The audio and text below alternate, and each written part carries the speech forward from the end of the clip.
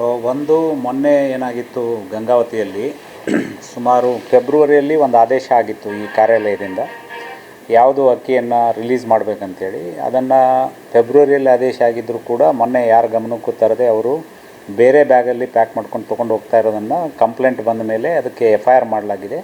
ಸುಮಾರು 4 ಜನರ ಮೇಲೆ FIR ಆಗಿದೆ ಮತ್ತು ಆ ಗೋಡೌನ್ ಮ್ಯಾನೇಜರ್ ಯಾರಿದ್ರೋ ಅವ್ರನ್ನೂ ಕೂಡ ಸಸ್ಪೆಂಡ್ ಮಾಡುವಂಥ ಕೆಲಸ ಆಗಿದೆ. ಮತ್ತು ಇಲ್ಲಿದ್ದಂಥ DD ಫುಡ್ ಅವರಿಗೆ ನಿನ್ನೆನೇ ಅವರಿಗೆ ವರ್ಗಾವಣೆಯಾಗಿ ಇಲ್ಲಿಂದ ಅವ್ರನ್ನ ಬೇರೆ ಕಡೆಗೆ ಕಳಿಸಲಾಗಿದೆ. ಈಗ ನಮ್ಮ ADC ಅವರು ಚಾರ್ಜ್ ತೊಗೊಂಡಿದ್ದಾರೆ. ಕಳೆದ ವಾರದಲ್ಲಿ ನಾವು ಸುಮಾರು 3 ಪ್ರಕರಣಗಳನ್ನ ಸೀಸ್ ಮಾಡಿ ದಾಖಲಿಸ್ಕೊಂಡಿದ್ದೇವೆ.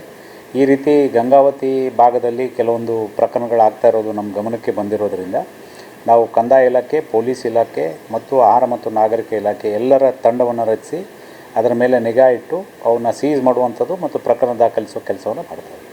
ಈಗ ಕೆಲವೊಂದು ಏನಾಗುತ್ತೆ, ನಮಗೆ ಇನ್ಪುಟ್ ಬಂದ ಮೇಲೆ ನಾವು ವೆರಿಫೈ ಮಾಡಿದಾಗ ಕೆಲವೊಂದು ಸಿಕ್ಕಿಲ್ಲ. ನಮಗೆ ಈ ಕೊಪ್ಪಳದಲ್ಲೇ ಕೆಲವೊಂದು ಮಾಹಿತಿ ಬಂದಿತ್ತು, ನಮಗೆ ಸಿಗಲಿಲ್ಲ. ಹೋಗಿ ವೆರಿಫಿಕೇಷನ್ ಮಾಡಿದಾಗ ಇಂಟೆಲಿಜೆನ್ಸ್ ಇನ್ಪುಟ್ ತೊಗೊಂಡು ನಾವು ಎಲ್ಲೆಲ್ಲಿ ಈ ರೀತಿ ಆಗ್ತಾಯಿದ್ವಿ ಅದ್ರ ಮೇಲೆ ಕ್ರಮ ತಗೊಳ್ಳೋ ಕೆಲಸ ಮಾಡ್ತೀವಿ.